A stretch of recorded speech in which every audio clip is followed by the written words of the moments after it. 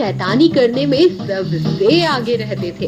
इसी वजह से उन्हें हमेशा मास्टर जी की डांट पड़ती रहती थी। दोनों का कभी पढ़ाई में मन लगा ही नहीं, इसीलिए 10वीं पास करने के बाद दोनों ने साथ ही पढ़ाई छोड़ दी। यार मुकेश, अब मैं जब भी छोटे बच्चों को स्कूल जाते हुए देखता हूँ, मुझे अपने स्कूल के दिन याद आ जाते हैं। वो भी क्या दिन थे यार। मास्टर जी हमेशा पीछे पड़े रहते थे, और तो और एक बार हमें गर्मी की दोपहरी में क्लास से बाहर भी निकाल खड़ा किया था। हमने भी तो स्कूल की खिड़की के कांच तोड़ दिए थे। तभी वहाँ ममता आ जाती है।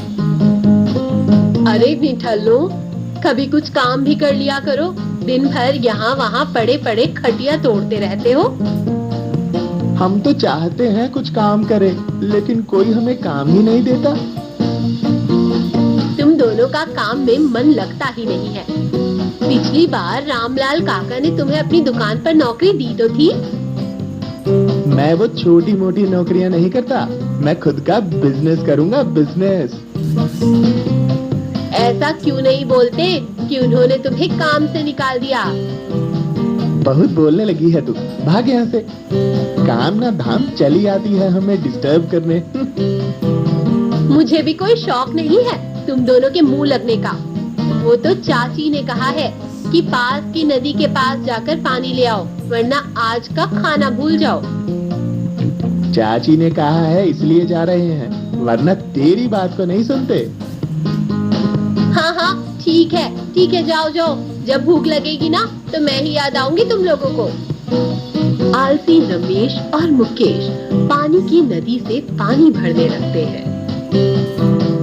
यार राकेश, तुम्हें नहीं लगता जब से हमें रामपाल काका ने अपने दुकान की नौकरी से निकाला है, तब से घर वाले हमारी इज्जत नहीं करते हैं।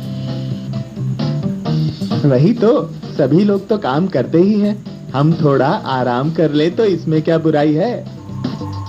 तभी किसी के चिल्लाने की आवाज आती है। तुमने सुना? किसी के चिल्लाने की आवाज आ रही है। लगता है कोई मुसीबत में है, हमें उसकी मदद करनी चाहिए। लोग पहले तो खुद मुसीबत पैदा करते हैं, फिर दूसरों से मदद मांगते हैं। छोड़ो ना, चलो यहाँ से। रमेश और मुकेश वापस जाने लगते हैं। तभी उन्हें एक व्यक्ति पानी में डूबता हुआ नजर आता है। वो देखो, कोई व्यक्ति पानी में डूब रहा है। अब तो हमें इसकी मदद करनी ही पड़ेगी।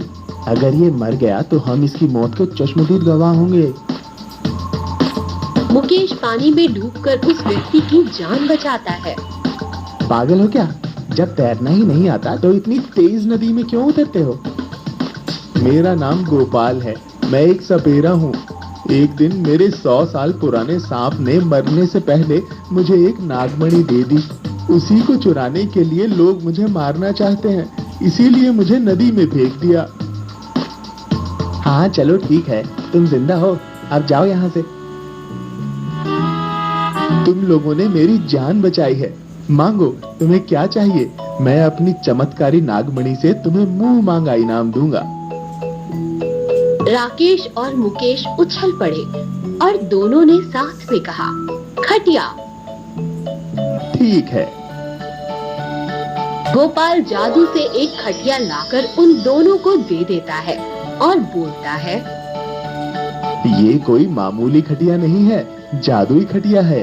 तुम जहाँ चाहो इस पर सवार होकर जा सकते हो, लेकिन कभी इसका गलत इस्तेमाल मत करना, वरना इसका जादू उल्टा पड़ जाएगा। वाह वाह, जादुई खटिया। अब तो मैं दिन रात इस पर मस्त आराम से सोऊंगा और उड़कर आसमान की सैर करेंगे। रमेश और मुकेश खुशी खुशी वो खटिया लेकर गांव जाने लगते हैं। गांव पहुंचते ही वो देखते हैं कि गांव में भगदड़ मची हुई है। ये क्या हो रहा है? सब इधर उधर क्यों भाग रहे हैं?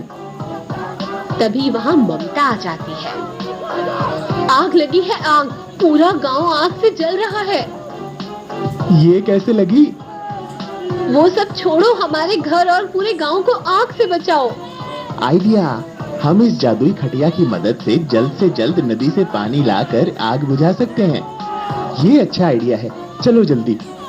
रमेश और मुकेश जादुई खटिया पर सवार होकर नदी से झटपट पानी लाकर आग बुझाने में सभी की मदद करने लगे, जिससे कुछ मिनटों में ही आग पर काबू पा लिया गया और कोई जान माल का नुकसान भी नहीं हुआ।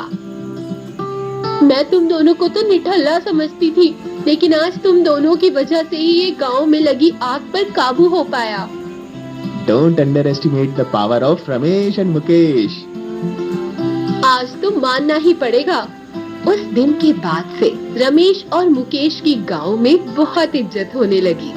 कोई भी मुसीबत आती तो गांव वाले पुलिस को फोन करने की बजाय रमेश और मुकेश को फोन करते और उनसे सहायता मांगते हैं। मुझे तो लगा था इस जादुई खटिया के मिलने के बाद हमें कोई काम करने की जरूरत ही नहीं होगी, लेकिन हुआ उल्टा ही। 2 मिनट जादुई खटिया पर आराम करते नहीं कि कोई मदद के लिए बुला लेता है। मुझे समझ में नहीं आ रहा है ये हमारे लिए अच्छा है या बुरा है। तभी वहाँ ममता आ जाती है।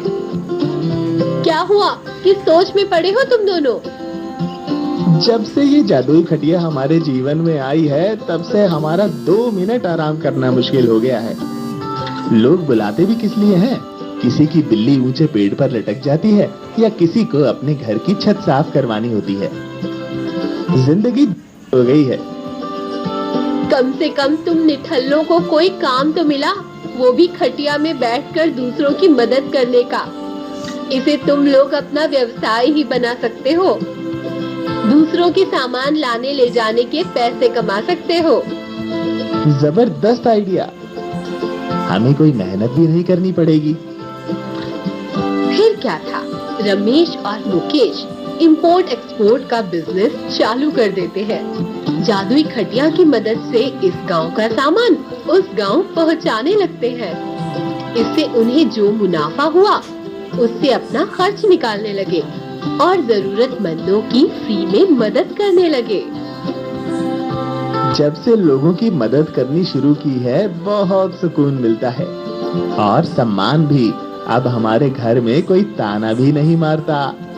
ये सब जादुई खटिया का कमाल है।